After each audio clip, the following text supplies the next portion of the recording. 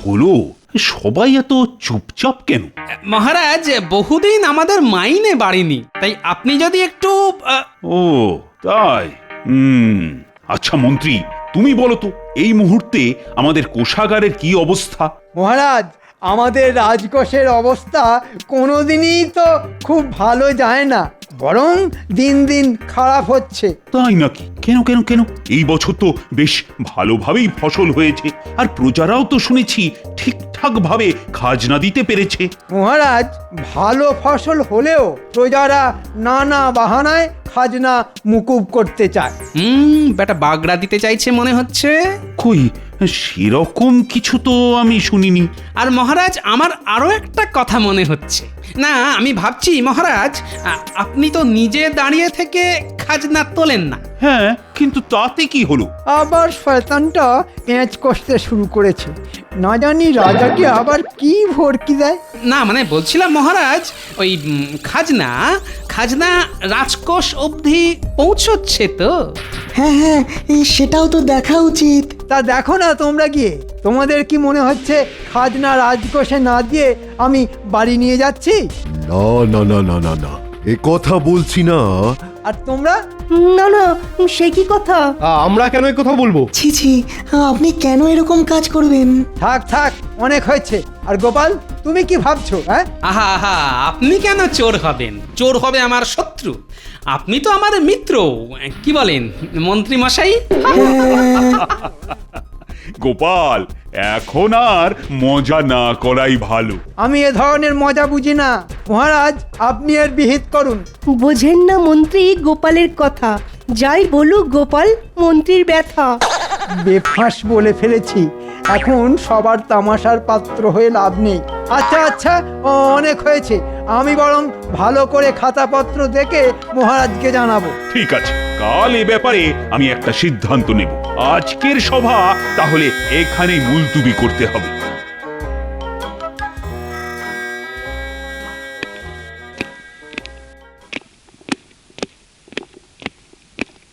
গোপালকে পথ থেকে সরাতেই হবে, যেভাবেই হোক।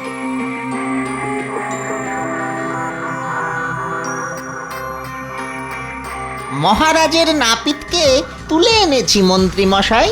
আমি কিছু করিনি মন্ত্রী মশাই, সত্যি বলছি আমি কিছু করিনি। চুপ, মন্ত্রী মশাই যা বলছেন সব চুপ করে শোনো।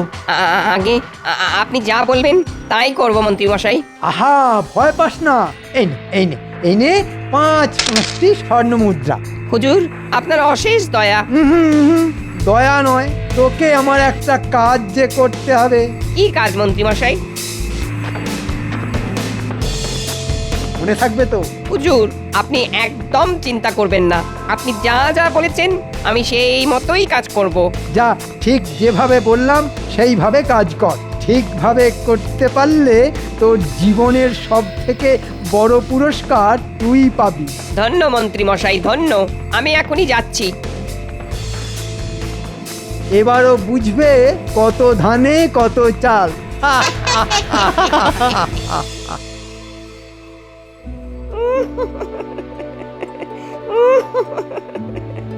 কি ব্যাপার হে নাপিত? আহা, কাঁদছো কেন? তোমাকে তো এরকম অবস্থায় আগে কখনো দেখিনি। আমি কি অজান্তে তোমাকে কোনোভাবে আঘাত দিয়ে ফেলেছি?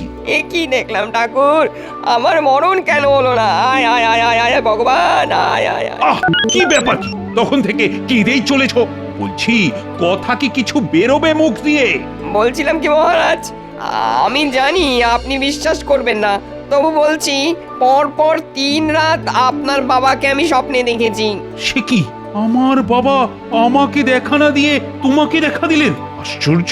আগে আপনার বাবা আমাকে বড় ভালোবাসতেন। আমি তো রোজ কত যত্ন নিয়ে ওনার দাড়ি কামাতাম। তা তিনি এখন কোথায় আছেন, আর কেমনই বা আছেন? তিনি জীবনে কত পুণ্য করেছেন, তিনি কি আর স্বর্গে ছাড়া অন্য কোথাও যেতে পারেন? তা ঠিক। তা এবার বলো তো, তিনি কেমন আছেন? এমনিতে ভালোই আছেন, তবে আবার তবে কিসে, ঠিক করে বলো। দেখুন, আপনার বাবা ঠাকুর আমাকে স্বপ্ন দেখা দিয়ে যা বললেন তা হলো স্বর্গে হাসির বড়ই অভাব। সবই সেখানে পাওয়া যায়, কিন্তু সবাই গোমড়া মুখে থাকে, কেউ হাসে না। সে কি, এরকমও হয়? তাই তো বললেন উনি, আপনার বাবা ঠাকুর আপনাকে স্বর্গে একজন হাসির লোক পাঠাতে বলেছেন, যাতে সবাই মিলে প্রাণ খুলে হাসতে পারে। আহ, বড় চিন্তায় ফেললে নাপিত। বাবা ঠাকুর আমার কাছে এমন লোক চেয়েছে যাকে আবার স্বর্গে গিয়ে হাসাতে হবে। ঠিক আছে, আমি দেখছি।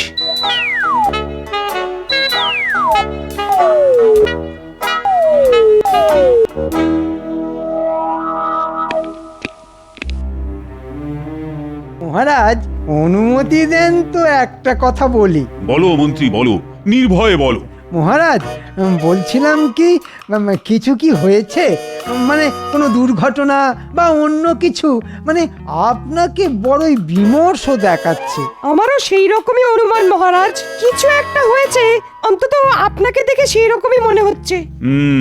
আসলে কি করে যে বলবো তোমাদের, মানে আমি নিজেই যে কোনটা ঠিক আর কোনটা ভুল সেটাই বুঝতে পারছি না। মহারাজ, এখন রাজ্যে তো চিন্তা করার মতো কিছুই নেই, প্রজারাও তো সুখে দিন কাটাচ্ছে। রাজ্যের চিন্তায় আমার ঘুম আসছে না এমনটা নয়, আসলে আমার চিন্তার কারণটা আলাদা।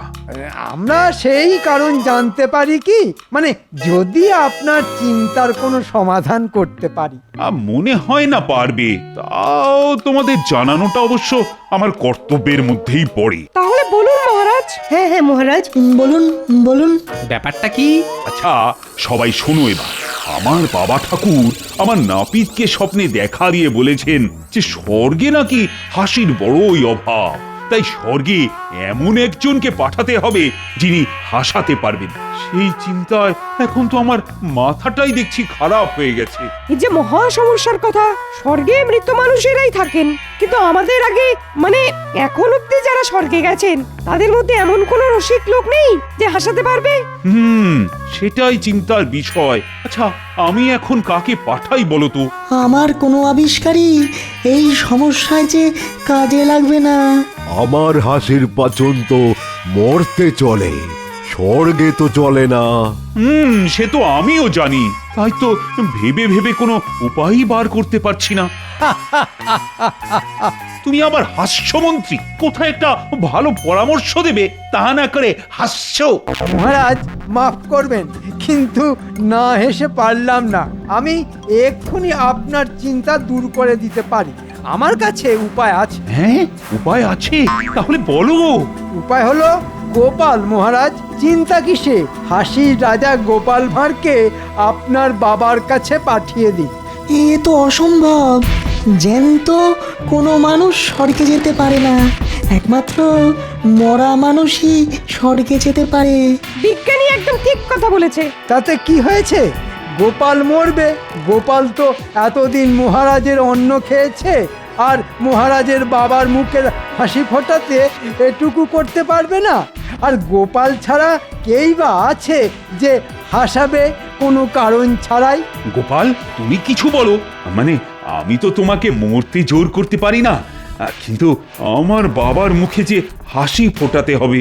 আপনার আর আপনার বাবার মুখে হাসি ফোটাতে আমি প্রস্তুত মহারাজ। আমি এর জন্য মরতেও রাজি আছি, তবে আমাকে 5টা দিন সময় দিন মহারাজ। আমি একটু ভেবে দেখি আমি কিভাবে মরবো। বেশ, আমি মানে কি আর বলবো গোপাল, মানে দেখো যা ভালো বোঝো। সভা শেষ, সভা শেষ। পথের কাঁটা এবার দূর হবে।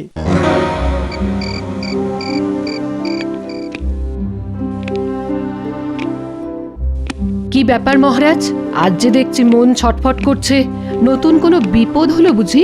না রানী, আজ রাতে মনে হচ্ছে বড় একটা ঘুম হবে না। কিন্তু মহারাজ কেন? কোনো বিদেশি শত্রু নাকি রাজকোষে অর্থাভাব? এগুলোর কোনোটাই নয় রানী, মানে আমার এটা অন্য সমস্যা।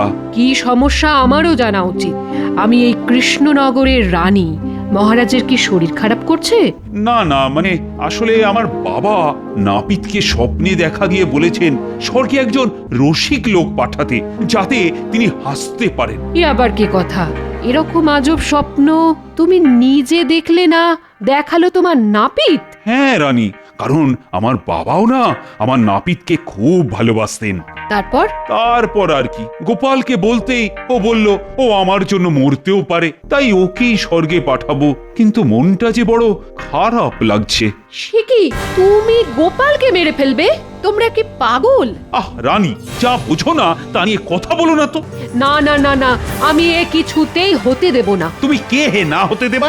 যা বুঝো না তা নিয়ে বকবক করো না। ঠিক আছে ঠিক আছে ঠিক আছে, আমিও দেখব তোমরা কিভাবে গোপালের ক্ষতি করো।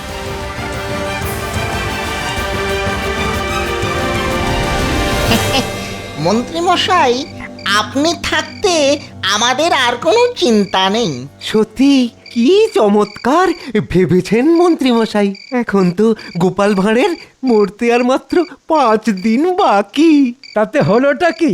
ওই ওই যেদিন গোপাল মরবে, আমরা সেদিনই ওই রাজকোষে চলে যাব, খাজাঞ্চির মাথায় বাড়ি মেরে অজ্ঞান করে দেব, তারপর লুট করব। আরে না রে না, সবুরে মেওয়া ফলে, আগে আমার গলার কাঁটাটা দূর করতে দে, তারপর ধীরে ধীরে সব কিছু এই আমার ট্যাঁকে চলে আসবে। আর আমাদের মানে হ্যাঁ রে হ্যাঁ, তোদের ট্যাঁকেও ঢুকবে। হ্যাঁ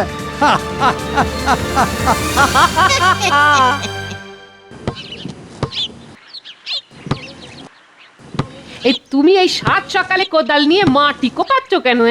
এত বড় একটা গর্ত হয়ে গেল। কোপাচ্ছি কি আর সাধে? এটা আমার কবর। মরণ, সকাল সকালে সব অলুক্ষুনে কথা বলতে তোমার মুখে বাজছে না? হ্যাঁ, আমি যা বলছি সত্যি গিন্নি। আমাকে মরে স্বর্গে যেতে হবে, তারপর মহারাজের বাবাকে হাসাতে হবে। আবার বাজে কথা? কি হয়েছে ঠিক করে বলো তো? তুমি এত তাড়াতাড়ি যে মরবে না সেটা আমি খুব ভালো করে জানি। হ্যাঁ, যা বলেছ গিন্নি। আমার হাড় মাস জ্বালাবার জন্য তুমি আরো 100 বছর বাঁচবে সে আমি জানি। আর তোমাকে কে বলেছে যে তুমি মরলে স্বর্গে যাবে? তুমি তো জমের অরুচি। ধুর, কি হলো? তোমার কানে কথা যাচ্ছে না নাকি গো? এই, আমি সত্যি বলছি গিন্নি, এটা আমার কবর। বলো কি গো? ও গো, আমার কি সর্বনাশ হলো গো? কে কোথায় আছো গো? ব্যাস শুরু হয়ে গেল। এই কানে তুলো গুঁজলাম, এবার কাজ শুরু করো।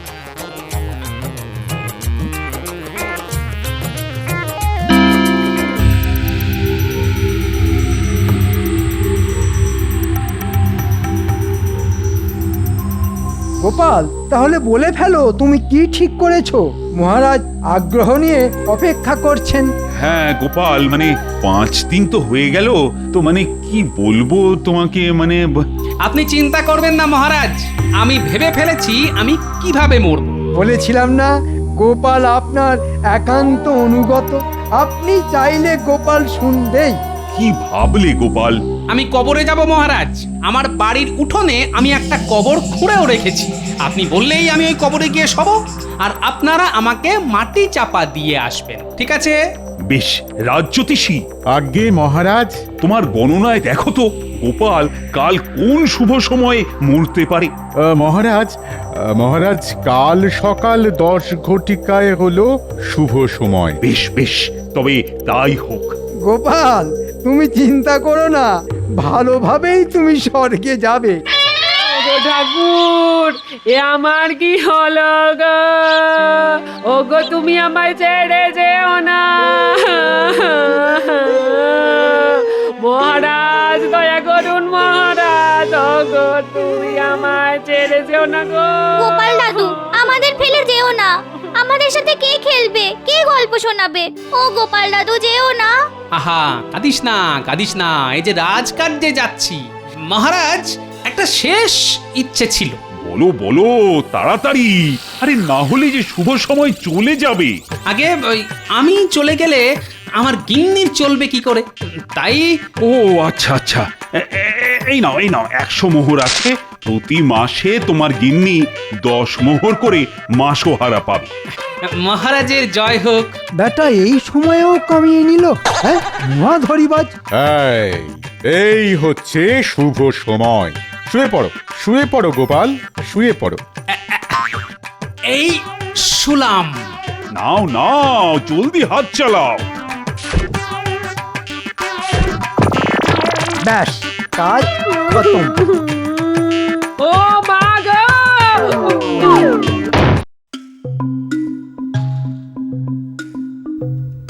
না ও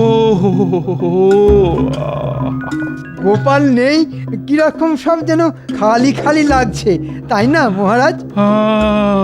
কি আর হবে, আমার যে আর কিছুই ভালো লাগছে না।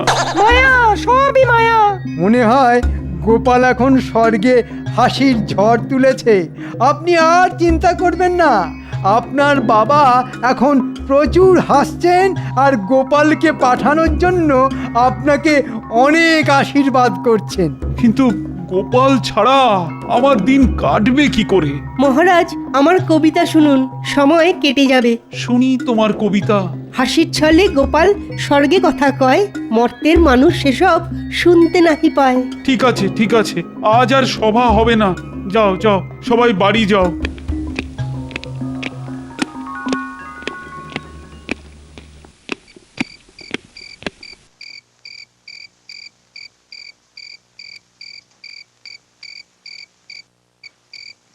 মন্ত্রীমশাই, আমাদের ভাগের টাকা। আহাহা, তোরাও তো তাড়াহুড়ো করিস না, সবে আমার পথের কাঁটা দূর হয়েছে। সে তো বুঝলাম। তাহলে কাল থেকেই? এই নে একটা মোহর রাখ। আসলে বেশি তাড়াহুড়ো করলে মহারাজের চোখে ধরা পড়ে যাব। 1 সপ্তাহে মাত্র একটা মোহর? যা হাফিস করছি সেই রকমই তো ভাগ দেব নাকি? হ্যাঁ, এখন যা, আর বিরক্ত করিস না, যা। দেখলি তো মন্ত্রীমশাই কেমন টুপি পরাচ্ছে। যাকে যা পাচ্ছি তাই লাভ। চল।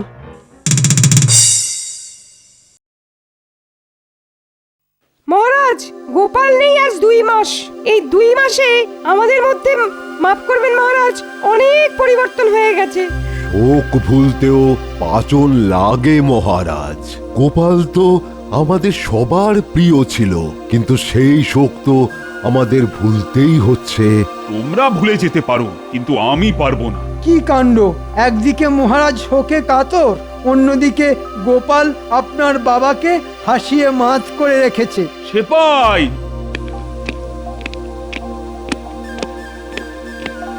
আজ্ঞে মহারাজ। আমার নাপিতকে নিয়ে এসো। কেন মহারাজ, নাপিত কেন? এই বাবা কেমন আছেন সেটা জানতে হবে তো। ও হ্যাঁ, সে তো বটেই।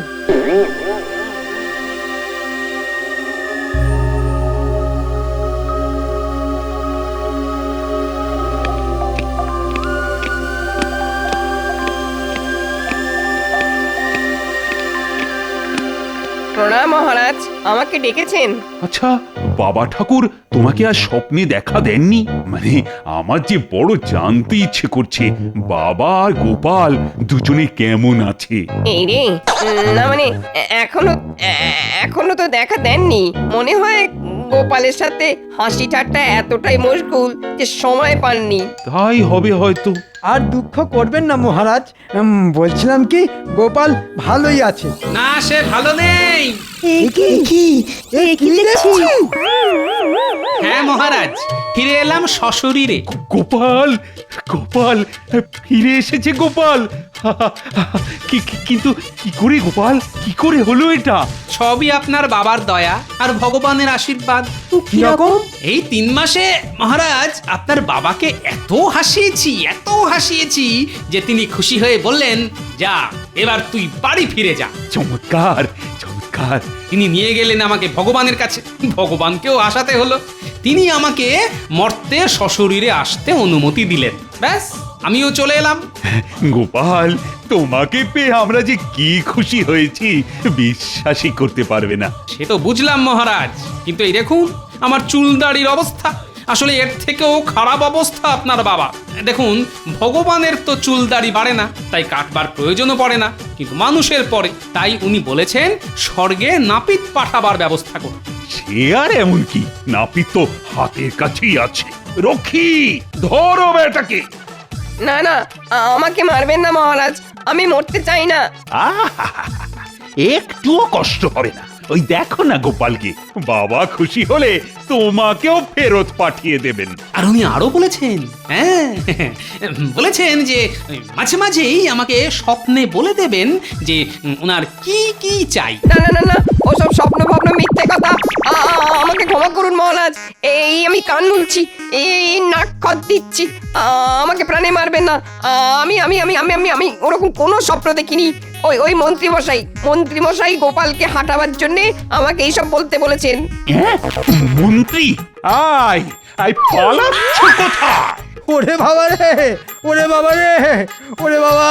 ও তাহলে এটা তোমার চাল ছিল, কিন্তু কেন কেন? সেটা এখনো বুঝলেন না মহারাজ। যাতে আপনার কোষাগার ধীরে ধীরে লুট করা যায় আর আপনি রাজা থেকে ভিখিরি হয়ে যান। কাল সকালেই সেপাই মন্ত্রীকে 100 ঘা আর নাপিতকে 200 ঘা চাবুক মারবে। এখন এদেরকে এখান থেকে নিয়ে যাও। ওরে বাবা, 100 গা চাবুক খেলে আমি মরে যাব মহারাজ। আমাকে বাঁচান, বাঁচান মহারাজ, বাঁচান, আমি মরে যাব। ওরে মারে, আমার তো 200 ঘা, সব আপনার জন্যে। মহারাজ, আমি তো কিছুই করিনি। কিন্তু গোপাল, তুমি ওই কবর থেকে বেরোলে কি করে বলো তো? মহারাজ, নিজের কবর যেমন নিজে খুঁড়েছি, তেমনি বেরোবার জন্য লম্বা সুড়ঙ্গ খুঁড়তে হয়েছে। আর এই কাজে আমাকে রানীমা তার বিশ্বস্ত 2জন লোককে সাহায্য করার জন্য দিয়েছিলেন। সে কি?